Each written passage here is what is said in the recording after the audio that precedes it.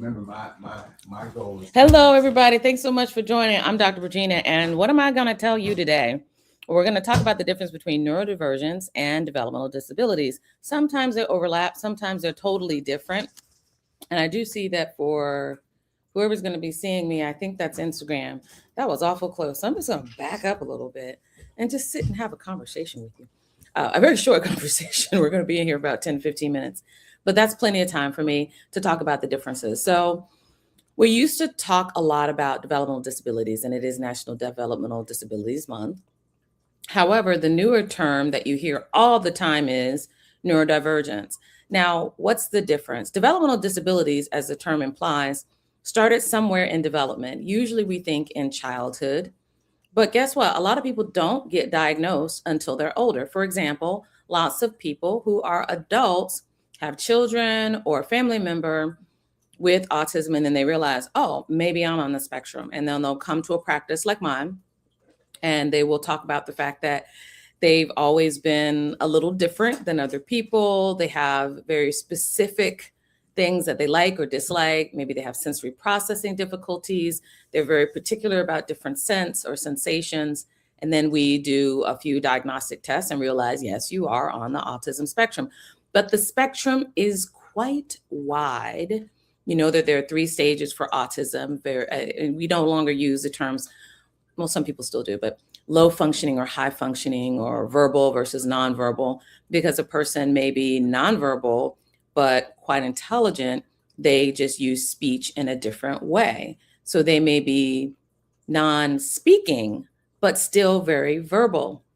And all of these different terms are coming about just within the last few decades, and definitely within the last, I would say 5 to 10 years. We're talking a lot more about neurodivergence in the public. Now, what's the difference between neurodivergence if it's not a developmental disability?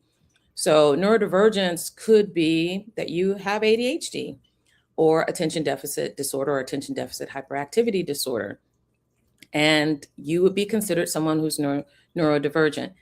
That's not necessarily a developmental disability. It may not be a disability. Yes, it might have started throughout development when you were younger, but again, we wouldn't necessarily call it a disability for everyone. For some people, it's not a disability at all.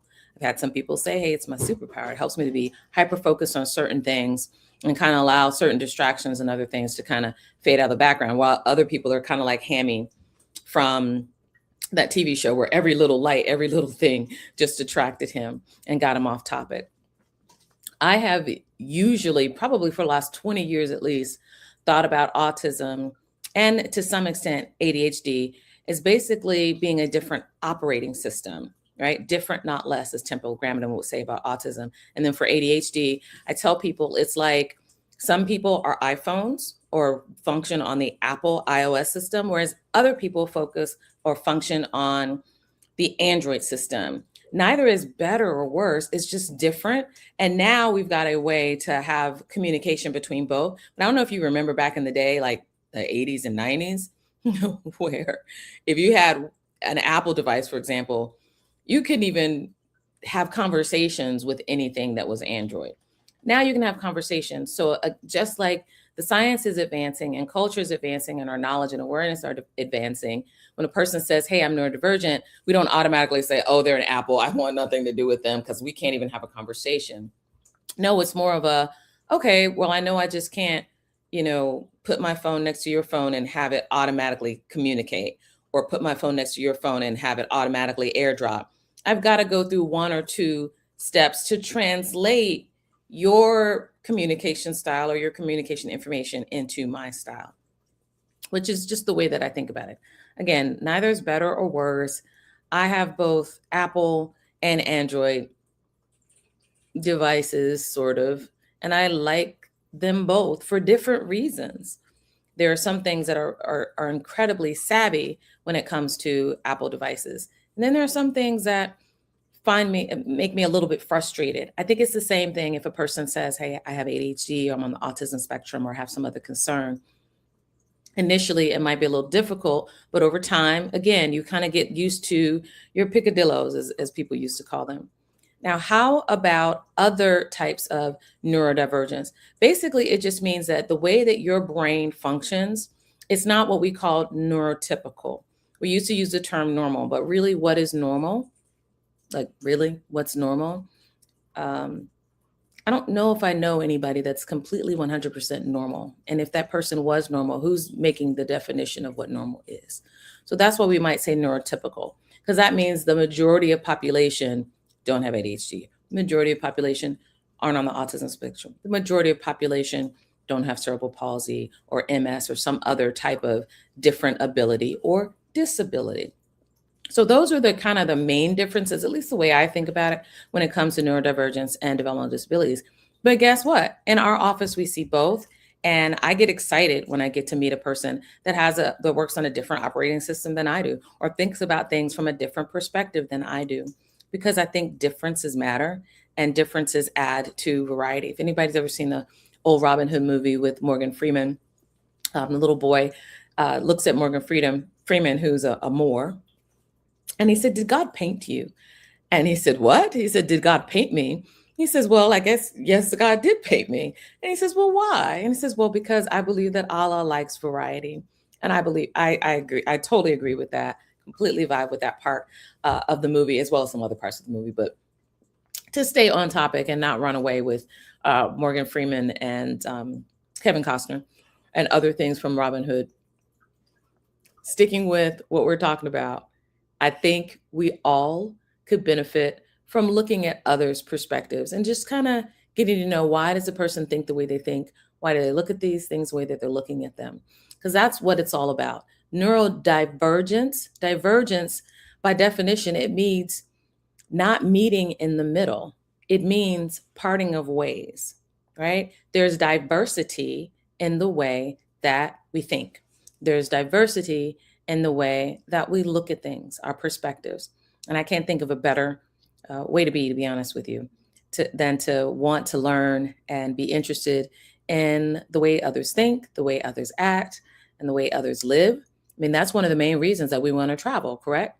When people travel, they're going to another culture, usually, and they're learning more about how people do things. I mean, even if you're just going from Virginia to West Virginia, quite different cultures when I think about that for certain parts.